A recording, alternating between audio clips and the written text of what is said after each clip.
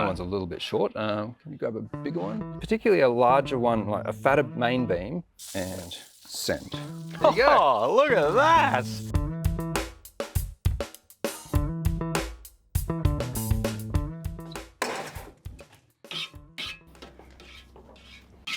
Hey, perfect timing. Did you bring the drinks? No, but I brought a Spectra. Oh. And the drinks. Oh, great. Come sit down. Cool. Okay, so I have the answer to the question I never thought I would have had, but what is an engineer who's worked in defense for over 10 years and specialized in radar? What do they bring to a barbecue?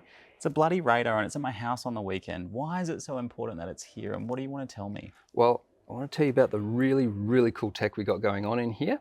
So when I first started working in radar nearly 25 years ago, the technology we've got in here would have been a military-only $1 million plus piece of kit the size of a refrigerator. And it's at my house. It's at your house, it's something that fits in the palm of your hand, and it's a fraction of the cost.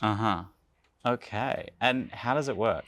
Okay, so how it works is we've got a pulse radar here, so it sends out a tiny little pulse of energy. That little pulse of energy travels out, bounces off whatever's out there, comes back inside. We've got a really clever stopwatch. It starts, sends the pulse, times it coming back, and the time it takes is how far away it is. Oh, so it'd take like a second to shoot from here to there and back. Oh, no. About a billionth of a second to go to there. Whoa. Yeah. And this thing is so clever, it can go down to a thousandth of a billionth of a second resolution, which is about 2.5 millimeters. And it can do that all the way out to 20 meters. Nice. Yeah. Can you draw that on a diagram for me? Yeah, sure. You got some tomato sauce and a cutting board for me? Yeah, I do. I'll cook some sausages. You do that. Let's come back. Let's get on it.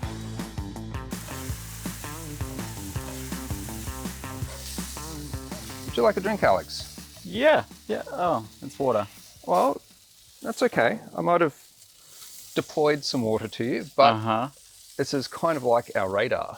Okay. So this is a really cool feature I wanted to talk about is over-the-air updates, or OTAAS. Okay. So, got you some water, but I'm going to send out an update to you like I would to one of the radars, and send. There you go. Oh, look at that. How good. Thank you, mate. No worries. And we can do exactly the same thing with the radars every time we come up with a new cool function for it. That's pretty bloody cool. Yeah. All right. Okay. Okay. Could you pass me a sauce, please, Yes, Alex? absolutely. Okay, we were going to have a quick chat about how our radar works with the pulses and stuff. Yeah, my brain melted, so this is probably going to help. Okay, rightio. So the tomato sauce is going to be our radar, so just showing a bit of a curve for our lens. And then with the mustard, I'll put the wall we're heading down to. So that can be our target. Right. Now I'll show our pulse of energy coming out. So we fire out a little pulse. So right, like you were talking about. Yeah, so we've got this little pulse and it's just heading out and expanding a little bit as it heads out until eventually it hits our mustard wall. Our mustard wall, got it. Yep, so it's hit our mustard target. These are our pulses heading out. And then that pulse reflects back off the mustard wall, and so we get little pulses coming back. Nice. Mustard, there we go. Try not to waste all the mustard until it hits finally a little bit of the energy of that pulse that we sent out eventually gets back to the radar. And in the meantime, the radar's timing this. So let's say this mustard wall was 10 meters away. Sorry, 1.5 meters away. Let's say it's 1.5 meters away. Yeah, so 1.5 meters away. The round trip for that pulse to go out and back is going to take 10 nanoseconds. Yeah, cool. So we effectively measure distance with time.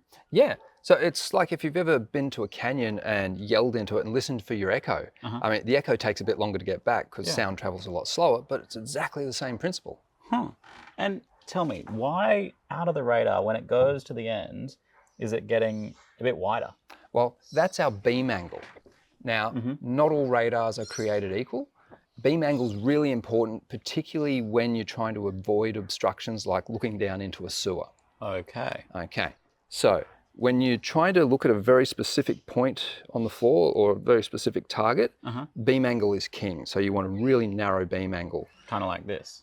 Exactly. That one's a little bit short. Can you grab a bigger one? Yeah. Let's put two of them end to end. Okay. So you want a nice, tight, narrow beam angle. Now, Spectra has an incredibly tight beam angle and no energy pointing off to the side. Right. So, but energy pointing off to the sides might look like that. Yeah. So you might have grab a couple more. Yeah. Yeah, we got more. So you might all radars have some energy pointing off to the sides. Right. Spectra's is absolutely teeny tiny that it took me over a day to measure it. Huh. Yeah.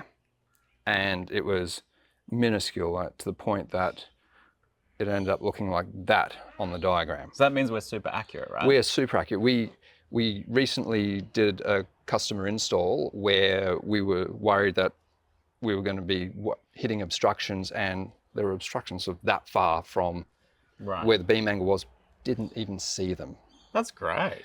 Now, other radars that we've seen tend to have beam patterns a bit more like this. Now, the problem when you have stronger beams, like if you have particularly a larger one, like a fatter main beam, you're illuminating a bigger area on the ground, so it's harder to pick a specific thing you're looking at.